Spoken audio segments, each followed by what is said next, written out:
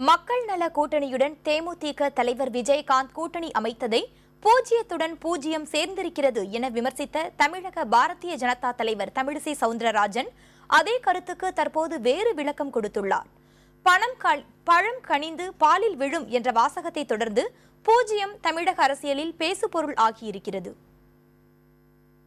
ஜீரோவோடு எண் சேர்ந்தால்தான் அது நிச்சயமாக ஒரு மதிப்பை பெறும்.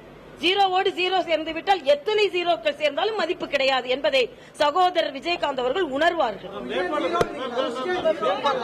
நான் ஜீரோவோடு ஜீரோ சேர்ந்தால் மதிப்பில்லை என்று சொல்கிறேன். இதை எப்படி வேண்டுமானால் நீங்கள் உருவகப்படுத்திக் கொள்ளலாம்.